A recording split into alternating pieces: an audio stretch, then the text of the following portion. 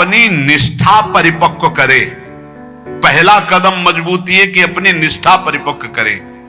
कोई तुम्हें साथ नहीं देगा, कोई तुम्हारा इस मार्ग में मित्र नहीं होगा। जिसको मित्र बनाओगे वो घसीट लेगा प्रपंच की तरफ। आपको अकेले चलना है।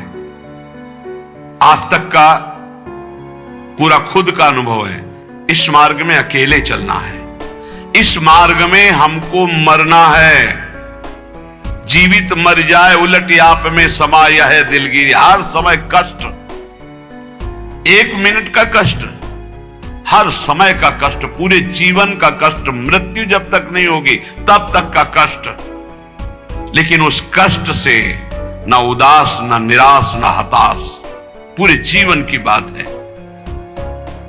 जब साधक पहले पड़ाव में दृढ़ हो जाता है, पहला पड़ाव यही है, सुख की तरफ आकर्षित नहीं होना, दुख से हमें मुख नहीं मोड़ना, तब उसे साधकों को सत्संग मिलता है, शुद्ध संत संग। उस संत संग से शुभेच्छा जागृत होती है, मुझे भगवत प्राप्ति करनी है। पहला पड़ाव, तुम्हें सुख घसीटेगा, कदम नहीं बढ़ा देना सांसारिक सुख की तरफ। दुख तुम्हें भयावह लगेगा, कदम उसी की तरफ बढ़ाना।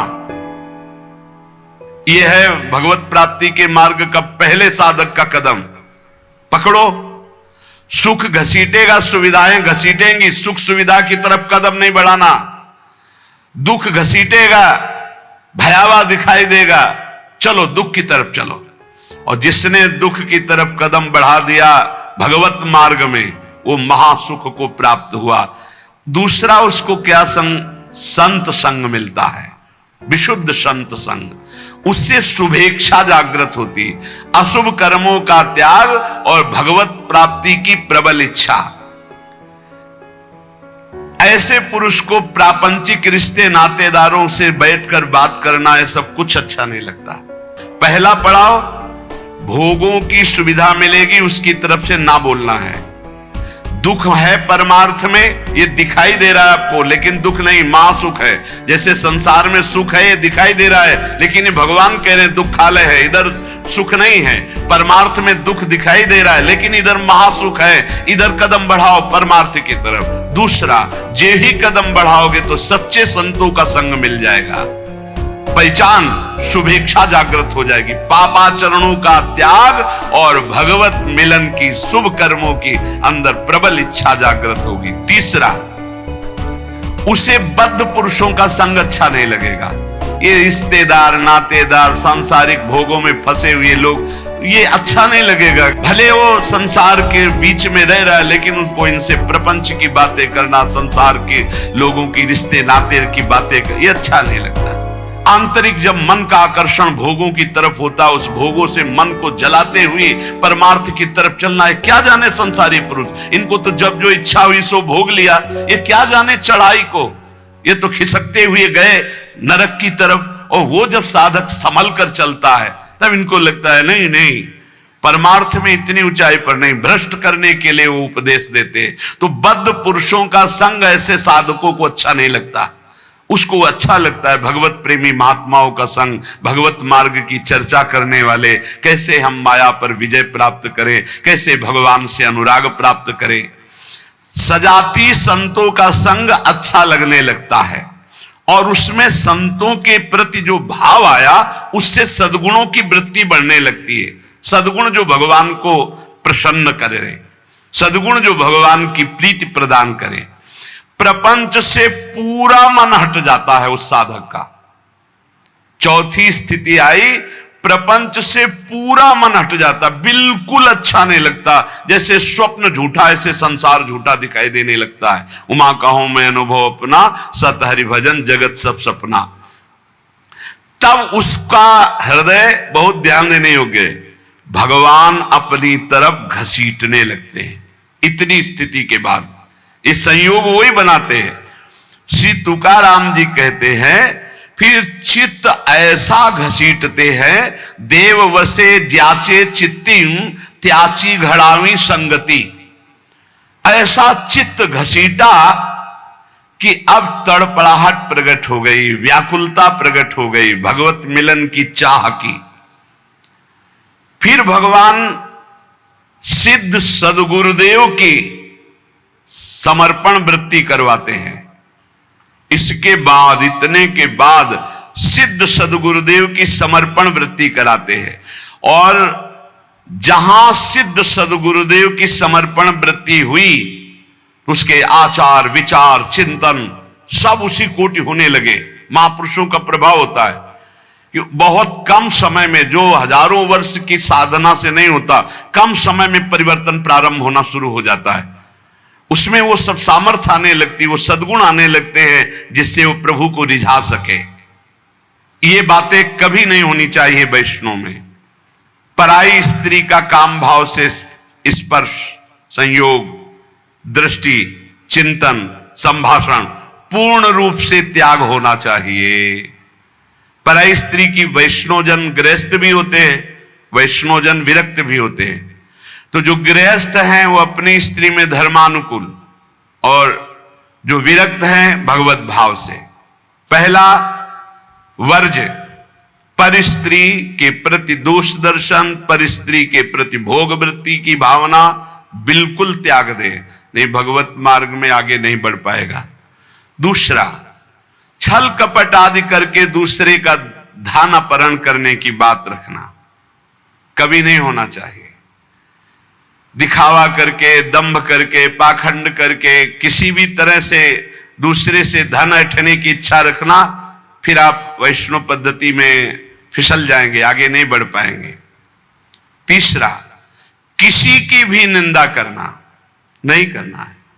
पर निंदा बिल्कुल ना सुननी है ना करनी। अगर वैष्णव धर्म में स्थित रहना है, परम आनंद प्राप्त करना है, पहला नियम किसी भी माता बहन के प्रति काम भाव नहीं।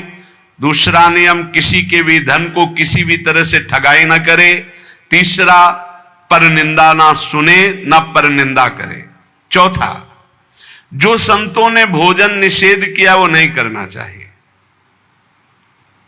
मांस,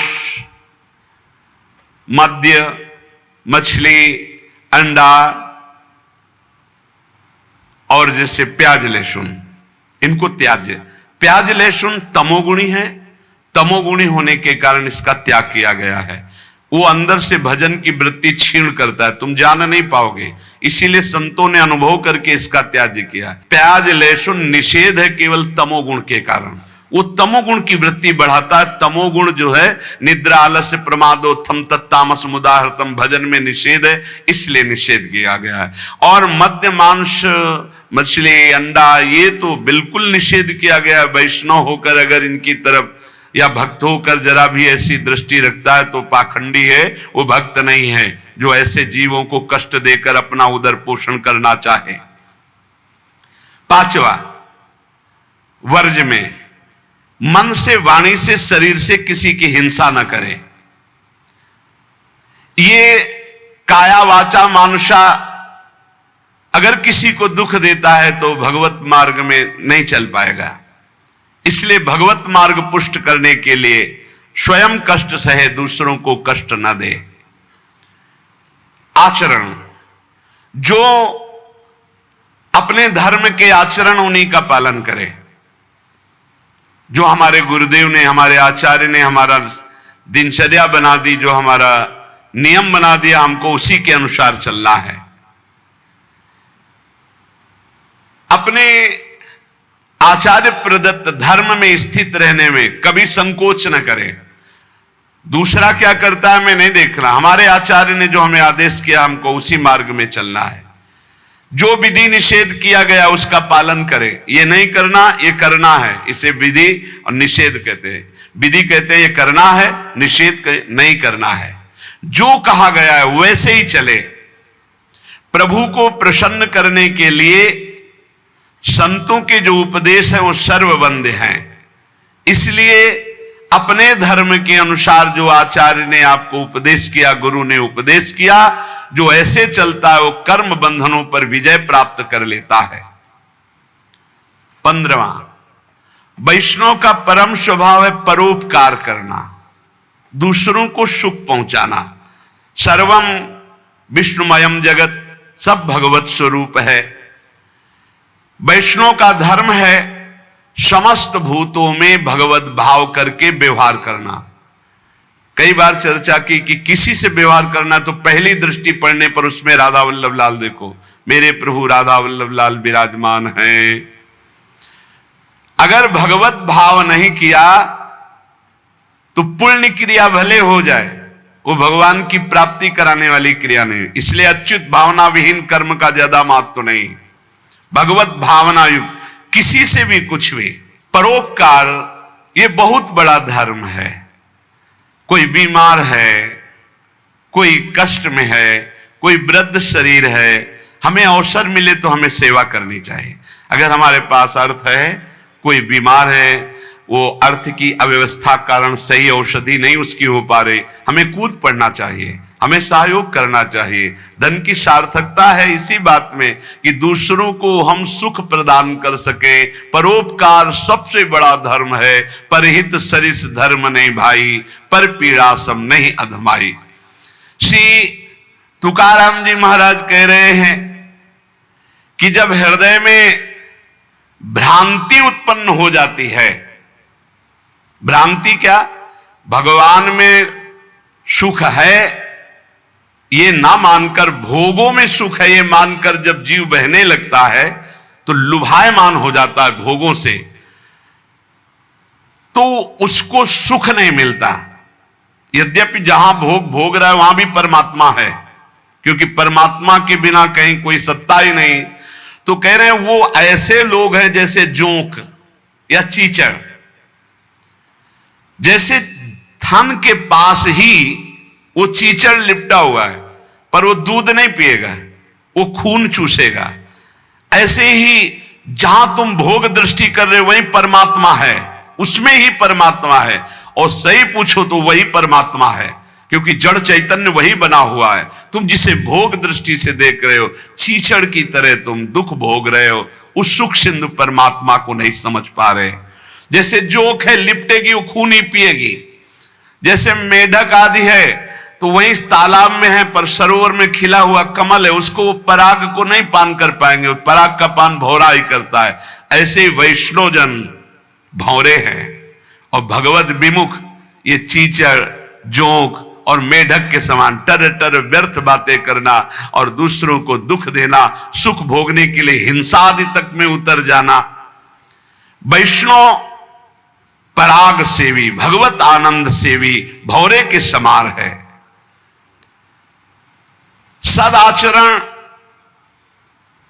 नाम जप और नाम निंदकों से दूर रहना।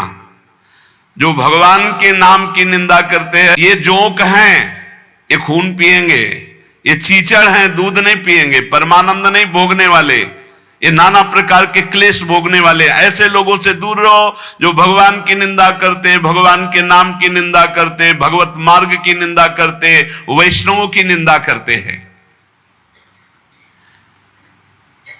भगवान का नाम एक नौका है, जो भगवान का नाम जपता रहता है मानो सुदृढ़ नौका में बैठा हुआ है। बिल्कुल चिंता मत करो, आप नाम जप करो, निश्चित आपको भगवत प्राप्ति हो जाएगी।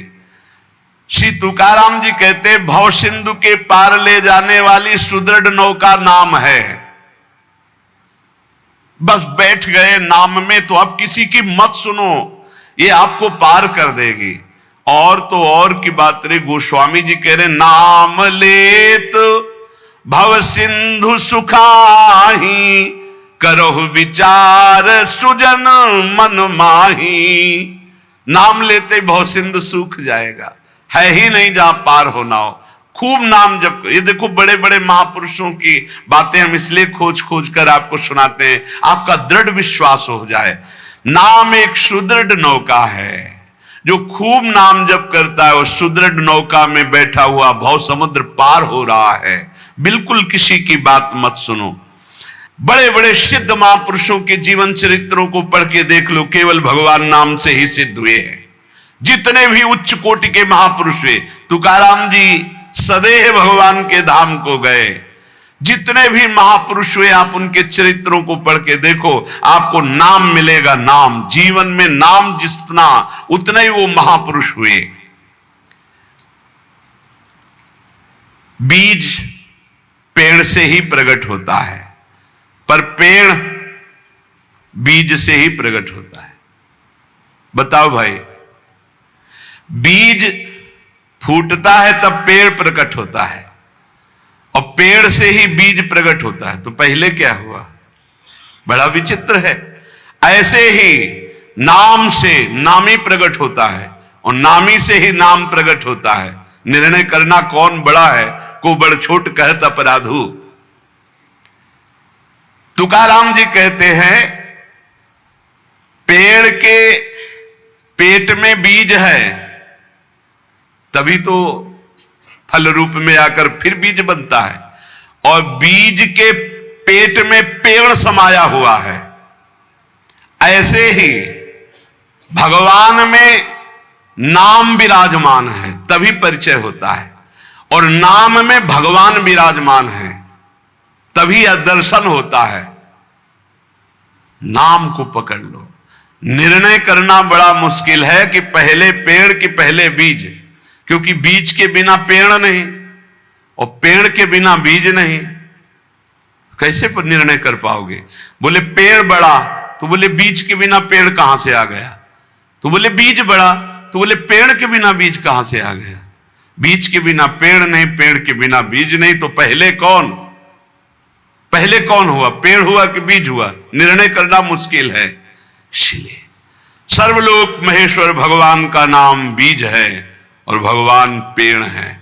ऊर्ध्वमूल मधा शाखा मस्वत्तम प्राहुरभ्यम, गीता जी वे कह रहे, उसी पेड़ का बीज है नाम, और उसी नाम के पेट में पूरे के पूरे भगवान के ज्ञान, वैराग्य, भक्ति, रूप, लीला सब समाया हुआ है। बीज है भगवान का नाम। श्री तुकाराम जी कह रहे हैं, पंडित हो या बालक हो, मूर्ख हो या विद्वान हो, जो नाम को पकड़ लेता है वो सब ज्ञान प्राप्त कर लेता है। सब ज्ञान, बात पकड़ लीजिए। पहले मास्टर जैसे बालक को हाथ पकड़ करके लिखवाता है काखा गागा, फिर एक दिन वो पूरा का पूरा शब्द पढ़ लेता है। ऐसे प्रारंभ में गुरुदेव साधन बताते हैं, बहुत ही कड़वा लगता है, लेकिन जब वो तो सब ज्ञान उसके अंदर जागृत हो जाता है, सब वैराग्य, भक्ति सब अंदर जागृत हो जाता है। क्या जुगनू कभी सूर्य की तेज की समानता कर सकती है? अन्य जितने साधन है सब जुगनू, वो भी चमकते हैं, और सूर्य है नाम। नाम की समानता कोई अन्य साधन नहीं कर सकता। इसलिए